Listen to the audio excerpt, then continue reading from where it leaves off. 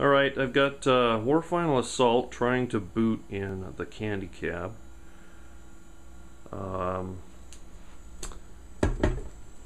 Got this camera on a tripod hooked up to a charger right now. It's filming something else, so sorry for the bouncing around. Let me take the camera off tripod. There we go. Alright, what I've got is I made a board in here. I mounted the Vegas board set on it. Candy Cab does not have -5 volts in its power supply, so I actually bought a separate power supply. PC type power supply with adjustable 5 volts. I originally took the war parts out and put in a Gauntlet Legends chips. I had a security and sound chip from a parts board, and my friend Gary burned me the boot ROM. Well, and then I made a compact flash adapter for the hard drive. When I plugged it in, it wouldn't boot. I got a solid 8 on the numerical display, which you can see bouncing up and down over there. So I think one of the chips is bad. I don't know if it's the boot security or the sound, unfortunately. I don't know which one would prevent it from booting. The compact flash I've done before, so I'm pretty sure that's okay. So I decided to yank the Gauntlet parts, put the war parts in, and boot it with that, which is what I should have done in the first place to make sure the board worked, but I was impatient to see if I can get Gauntlet running. So here the thing is bouncing up and down there and looking for a network server. In this game you can link multiple cabinets together.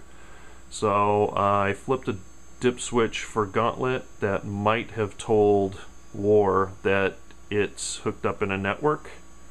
I've pressed the start buttons and the buttons on the joystick on the control panel. I can't get it to get out of this looking for server loop it's in. I don't know how many times it will try until it finally gives up and just loads the game. But at least you can see the game is up and running. It's reading data off the hard drive. It booted. I've tested my voltages are good. I've got the proper lights on, the proper blinking lights. So basically it's something wrong in one of the chips. I will have to do a little bit more research and figure out which one it is. But that's it for now. At least I have everything in there and running. Oh, the alternate power supply, I had come up with this little hack. This big JAMA extension board was actually on the War Final Assault board when I got it. It was hooked up to a small PCB that controlled the analog joystick, I believe. In the original War Final Assault, it uses an analog joystick. So I just repurposed it so I could use a power supply that's not in the candy cabinet. So the power supply from the candy cabinet is putting its power into this JAMA adapter, which also came with an extension which routes the video to a VGA adapter.